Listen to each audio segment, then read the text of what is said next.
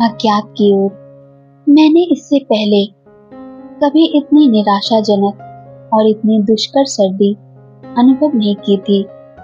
समुद्र तल से 20,000 फुट अथवा उससे भी अधिक ऊपर, चांग तांग के ऊपर उच्च स्थान में भी, जहां कंकड़ गिट्टियों की बौछारें जो शून्य से भी कम ताप वाली हवाएं कोड़ों की तरह मारती थी और खाल को चीरकर खून के धब्बों जैसी धज्जियां उड़ा देती थी, मैं अब की तुलना में अधिक गर्म रहता था। वह उस भयानक ठंड जिसे मैं हृदय में अनुभव करता हूँ जितनी कटु नहीं थी। मैं अपने प्रिय लहासा को छोड़ रहा था। जैसे ही मैं मुड़ा और मैंने अपने पीछे कोटाला की सुनहरी छतों पर छोटी आकृतियों को देखा और उनके ऊपर मंद मंद सी ब्यार में एक अकेली पतंग लहराती डूबती, कहने के लिए लहराती डूबती जा रही थी, डूबी और हिली मानो कह रही हो, विदा हो, आपके पतंग उड़ाने के दिन अब समाप्त हो चुके हैं। अब और अधिक गंभीर विषयों की ओर सोचो। बृहद नीले आकाश के ऊपर एक पतली डोरी से अपने गृह में ठहरी हुई ये पतंग एक संकेत थी। अपने लहासा प्रेम की पतली सी डोरी के सहारे बंधा हुआ मैं तिब्बत के बाहर दूसरी विस्तृत दुनिया में जा रहा था। मैं अपने शांति प्रिय देश के बाहर एक अनजान भयानक दुनिया में अजनबी होने जा रहा था। जब मैंने पीछे मुड़कर अपने घर की ओर देखा, मैं दिल से बहुत दुखी था और मेरे साथी घोड़े पर सवार होकर बृहद अज्ञात में चल दिए। वे भी अप्रसन्न थे, लेकिन उन्हें यह जानकर सांत्वना मिली हुई थी कि मुझे 1000 मील दूर चुकिंग में छोड़कर आने के बाद वे फिर घर वापस आ सकते हैं। वे अपनी वापसी यात्रा पर सांत्वना के प्रत्येक चरण जो उन्हें घर के समीप लाता जाएगा वो ध्यान में रखते हुए वापस लौटेंगे। मुझे हमेशा के लिए अनजान देशों की ओर, अनजान लोगों की ओर और अनजान अनुभवों की ओर चलते रहना था। जब मैं 7 वर्ष का था तब मेरे भविष्य के बारे में की गई भविष्यवाणी में कहा गया था कि मैं एक लामा मठ में प्रविष्ट हो जाऊंगा और पहले चेले के रूप में प्रशिक्षित होऊंगा। उसके बाद ट्रापा के पद पर पहुंचूंगा और उसके बाद जबकि समय पूरा होते होते मैं लामा की परीक्षा पास कर लूं, आगे इसी प्रकार उस स्थिति से आगे जैसा ज्योतिषियों ने कहा मुझे तिब्बत छोड़ना था, अपना घर छोड़ना था, वह सब जिसे मैं प्यार करता था छोड़ना था और जिसे हम बर्बर चीन कहते हैं उसमें अंदर जाना था। मुझे चुकिंग की यात्रा करनी थी और डॉक्टर और शल्य चिकित्सा बनने के लिए अध्ययन करना था। ज्योतिषी पुजारियों के अनुसार मुझे युद्ध में उलझना था, अनजान लोगों का बंदी बनना था और उन लोगों की जो आवश्यकता में हैं सभी कष्टों में मदद करने के लिए सभी प्रकार के लालचों से, लालसाओं से ऊपर उठना था। उन्होंने मुझे बताया कि मेरा जीवन कठोर होगा, दुख, दर्द और अकृतज्ञता मेरे हमेशा के साथी होंगे। वे कितने सही थे।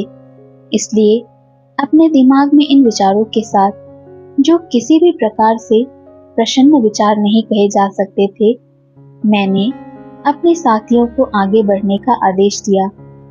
सावधानी बतौर जब हम लहासा के परिदृश्य क्षेत्र से बाहर थे, हम अपने घोड़ों से उतरे और ये सुनिश्चित किया कि वे भी आराम में हों और ये भी कि उनकी काठी ना तो अधिक तंग हो और ना ही अधिक ढीली हो। हमारे घोड़े इस यात्रा में निरंतर हमारे मित्र होने वाले थे और हमें उनकी कम से कम वैसी जैसे कि हम अपनी करते हैं देखभाल करनी थी। ये तय हो जाने के बाद और इस सांत्वना को जानते हुए कि हमारे घोड़े आराम में हैं, हम दृढ़ संकल्पित होकर फिर से घोड़ों पर सवार हुए और अपनी निगाह आगे की ओर रखते हुए आगे चल दिए। ये 1927 का प्रारंभ था जब हमने ल्हासा छोड़ा और चुतांग, जो ब्रह्मपुत्र नदी के किनारे पर है, की ओर धीमे धीमे रास्ता तय किया। हमने सबसे सुविधाजनक रास्ते के लिए कई कई बार विस्तार से चर्चा की और नदी और कातिंग के साथ साथ होकर जाने वाला रास्ता हमको सबसे अधिक उपयुक्त लगा। ब्रह्मपुत्र वह नदी है जिसे मैं अच्छी तरह जानता हूँ। इसके स्रोत के ऊपर जो हिमालय की पर्वत श्रेणियों में है, मैं तैरा हूँ और आदमियों को उड़ाने वाली पतंगों में बैठकर इसे देखने के लिए मैं काफी सौभाग्यशाली रहा हूँ। तिब्बत में हम नदियों को आदर की दृष्टि से देखते हैं, लेकिन दूसरी किसी भी जगह ये उतनी आदर से नहीं देखी जाती। सैकड़ों मील दूर जहाँ ये बंगाल की खाड़ी में गिरती है, तब तक पवित्र नदी मानी जाती है, उतनी ही पवित्र जैसा कि बनारस में ये ब्रह्मपुत्र ही थी, जैसा हमें बताया गया, जिसने बंगाल की खाड़ी को बनाया। इतिहास के प्रारंभ काल में ये नदी तेज थी और गहरी भी थी और पहाड़ों से निकलकर ये गहरा निशान बनाती हुई लगभग सीधी रेखा में तेजी से दौड़ती थी। इसने आश्चर्यजनक महिमा में खाड़ी बनाई। हम पर्वत के दर्रों में से शिकांग के बीच से होते हुए नदी के साथ चले।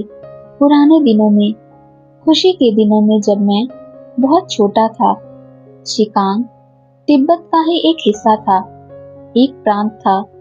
तब इंग्लैंड के लोगों ने ल्हासा में घुसपैठ की।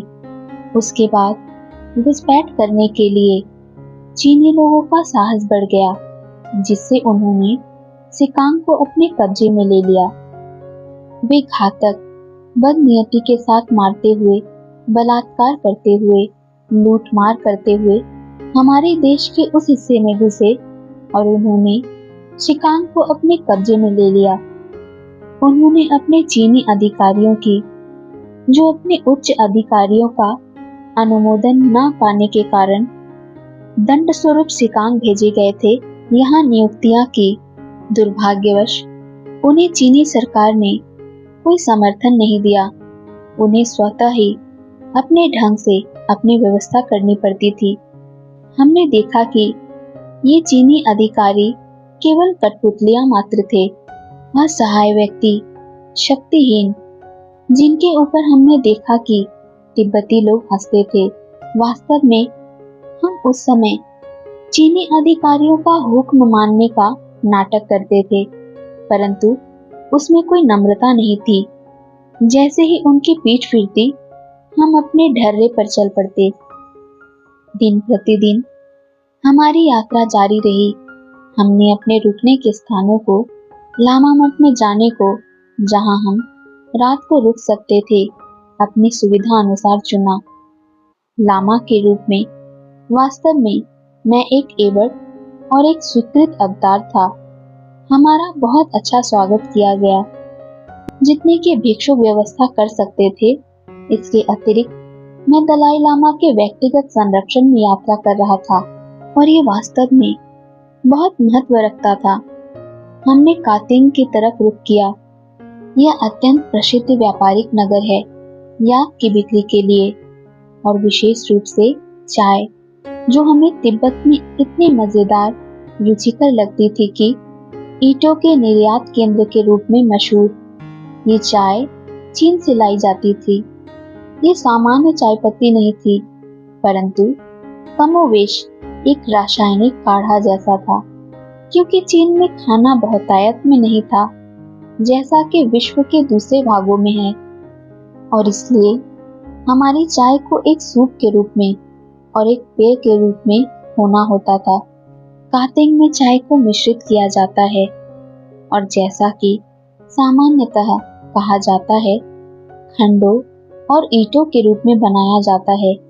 ये ईंटें आकार और वजन में ऐसी होती थी जिससे कि उन्हें घोड़े के ऊपर और बाद में याक के ऊपर, जो कि उन्हें ऊंची पर्वत श्रेणियों में होकर ल्हासा पहुंचाएंगे, आसानी से लादा जा सके। उनको बाजार में बेचा जाता था और पूरे तिब्बत में भेजा जाता था। हमने कातिंग के आगे सड़क पर एक छोटे लामा मठ की ओर अपना रास्ता बनाया। यहाँ हमारे आने की प्रतीक्षा की जा रही थी। वास्तव में हमारे मेजबान इस बारे में ज्यादा चिंतित थे कि हम अभी तक पहुंचे क्यों नहीं। हमने जल्दी ही उन्हें बताया कि हम बाजार में घूमते रह गए थे और बाजार की गपशप सुन रहे थे। प्रभारी मठाधीश ने हमारा स्वागत किया और उत्सुकता के साथ हमारी तिब्बत की कहानियों को सुना, उन सारी खबरों को सुना जो हमने उन्हें दी। क्योंकि हम विद्वानों की नगरी कोटाला से थे, हम उन नगरों में से थे जो चांगतांग जैसे उच्च स्थानों में जा चुके थे और जिन्होंने अच्छी अच्छी चीजों को देखा था। हमारी प्रसिद्धि वास्तव में हमसे पहले पहुंच गई थी